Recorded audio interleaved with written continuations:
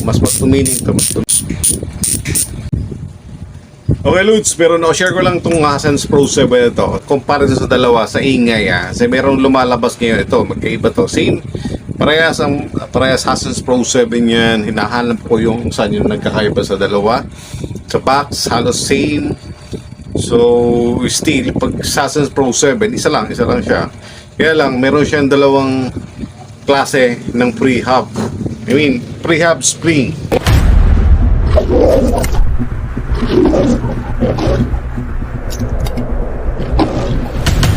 Itong dalawang Hasen's, the same to, Hasen's Pro 7 to, parehas to Hasen's Pro 7. So, same, Pro 7.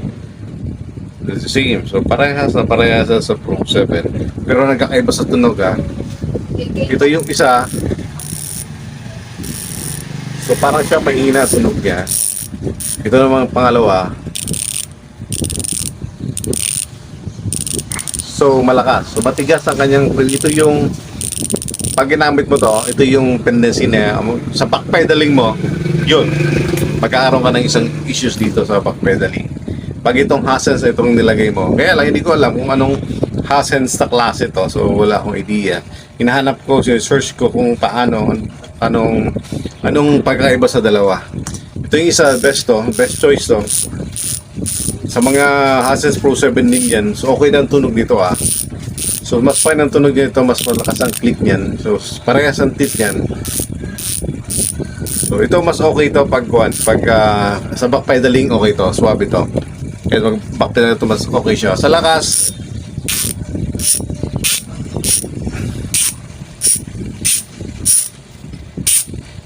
so malakas yung isa. So tingnan natin, Lods, ano yung difference sa dalawa na to? Bakit magkaiba siya? Parehas Pro 7. Para pagkaiba siya. Siyempre, mas madaling tanggalin ng Hasen's. Ito yung ng spring. So ito yung kanyang free hub na magkaibang tunog. Bakit magkaibang tunog? Dahil magkaibang kanilang spring.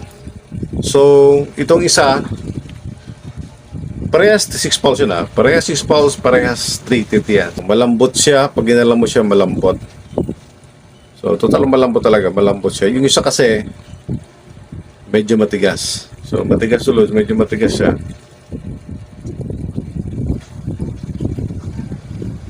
So, magkaiba siya. Kaya mas malakas to. Ngayon, what if gusto mo malakas, mas besa na to. Kaya lang, hindi ko alam kung paano mag-order. Kung bibili ka sa shop, mas okay. Kasi pag bibili ka, check mo muna yung free hub niya. Kasi merong kasing nakahalo, hindi ko alam kung nakahalo, o merong kasing lumalabas na mga free hub na Hasen's na ang spring niya hindi na ganun katigas. Hindi natin baka ngayon ang ginawa ng Hasen's sa baka nagreklamo sa matigas. Okay pa lang. Kaya gusto mo, kung nakabili ka na sa online nito, wala kang choice. Bisan tsaba sa online, kung ano yung binigay sa iyo ng sellers, yun lang yun. Pero ito, kung sa shop ka bibili, tingnan mo muna yung hub, ikutin mo muna siya, matigas yun. Kung gusto mo na medyo tama lang siya, yung piliin mo yung mas malambot siya, mas okay siya, mas suwabe siya, yung back pedal mas okay. Kaya naman, what if gusto mo nang mas malakas, gusto mong gayahin to? Okay, pwede mong gawin to, Lods. Gagamit ka lang ang gawin mo lang dito, i-edit din siya, edit. Lagyan mo lang siya, napalitan mo isang spring niya. O, ito yung malambot to Pwede mo itong palitan ng spring. Isa lang. Pag palitan mo ng spring to, tendency ito lalakas to. Lalakas to, Lods. Lalakas siya. So, pakita ko sa inyo, Lods, ang spring na lalagay ko rin. Sa online, kung makakabili ka ng spring, dalawang klase makikita mo. Merong klase, merong sabing ko, power spring to. So, ito yung matigas na spring. Yung silver na to, mas malapad siya. Mas matigas. Ito hindi ko may recommend na ilagay dito sa Hasen's. Sa ini-hub, especially pangit ang tunog niya, masyadong matigas. Hindi maganda yung kanyang pagka-engage niya doon sa hub. So, ito yung ginagamit ko, Lods, na spring. So, ikumpara doon sa orig niya, halos konti dito. Mas manipis siya ng konti. Pero mas malambot siya. Mas malambot to. Mas malambot yan. Ito yung orderin mo kung sakali gusto magpalit ng spring. Isa lang ilalagay mo dito. So ilagay ko yung link sa description kung gusto mag-order ng spring na to. So ngayon gagawin ko dito, lalagay ko sa ating mahinang spring, sa mahinang tunog niya. Susubukan, try natin ano yung magkaiba sa dalawa. Palakasin natin to. Gamit lang ang isa. Isa lang hanggat maaari, isa lang kasi pag dalawa, masyado rin malakas. So mas malakas, pwede naman. So ito rin medyo. So ito yung cover niya ng pause.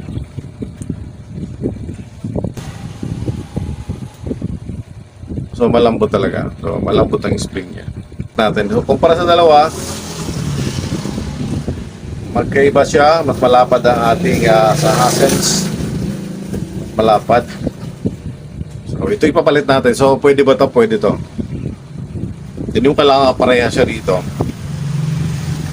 Hindi ko hanapin mo yung ganito, makikita mo yung sa online, ganito siya. Ito yung kapares ng silver na to. Pangit na tulad siya, huwag kang bibili nito, promise. Ang pangit ng tunog niya. Ito lang mahaba to, bawasan lang natin.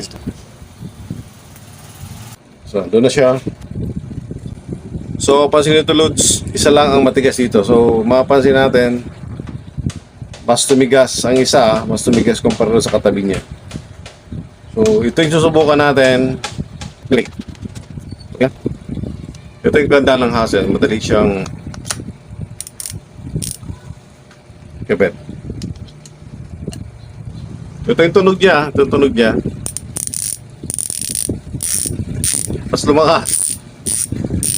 So, mas lumakas yung loads kumpara sa isa. Sa isa lang nilagay ko. Isa lang. So, matigas na to. Sa isang tunog nito, kumpara sa isang half. So, lagay ko ito yung matigas ito yung mingi kanina.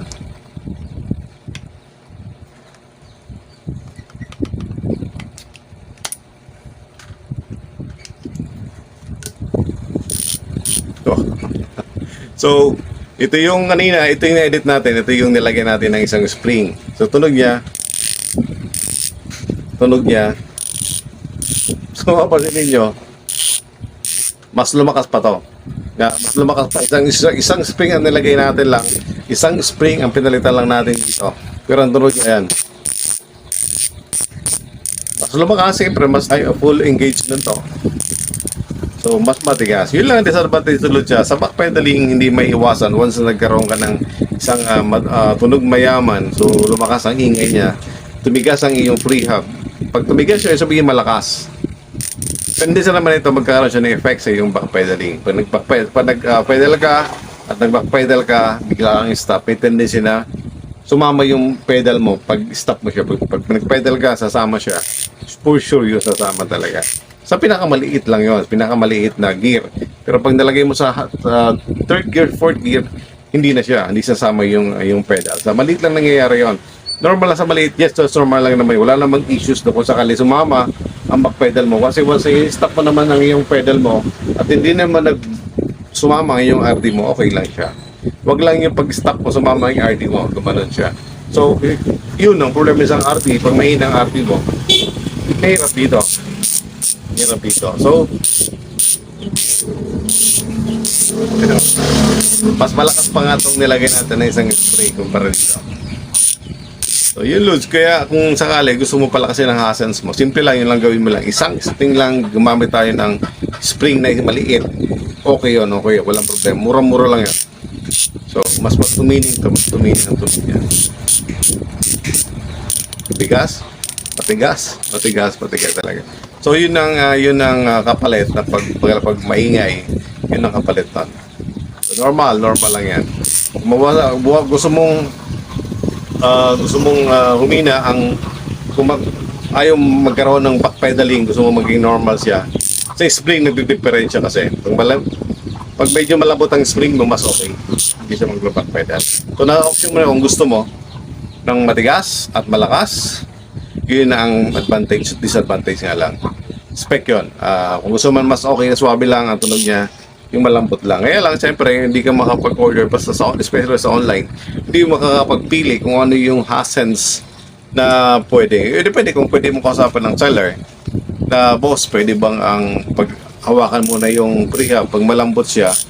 Kasi pwede naman siguro kasi pag request na lang sa seller, pili ka na lang doon ng mas malambot bang gusto mo o mas matigas. So, yun na lang para hindi kung sa online yon. Kaya sa tindahan, pwede kang pwede mong hawakan ang hub, then galawin mo yung preheat mo. Kita mo naman yun, pag malambot siya, yun. Okay yun. Pag matigas naman, tunog mayaman talaga, malakas yun. Ngayon, kung gusto mo mayaman talaga, yun ang gawin mo. Isang spring lang ang papalitan mo, okay na, goods na. So, yan lang load sa ating Hassens Pro 7. New update lang to. Kaiba sa dalawa, walang pagkakaiba. Wala akong makita difference sa dalawa. Na pwedeng A ba? O A, B, C, D. So wala. The same. Pero magkaibang preamp niya. Yung Lods, kaya sa mga hindi pa nakapag-subscribe niya Lods, please subscribe na lang sa ating channel for videos na pwede nating magawa pa para sa... Meron tayong TikTok shop, yung visit me sa TikTok. Sa mga piyesang gusto nyo, meron tayong mga parts doon na available na pwede yung meron tayong naka-affiliate tayo sa TikTok. Meron tayong mga parts na murang-murang mga parts doon. Just visit TikTok. Sa baba, sa description Loads ang ating link. Visit mo lang ako doon. Ride safe sa mga ka-bikers dyan, sa mga ka-riders, sa mga kasipa, katuhod. Ride safe sa lahat ng bikers. Thank you for watching.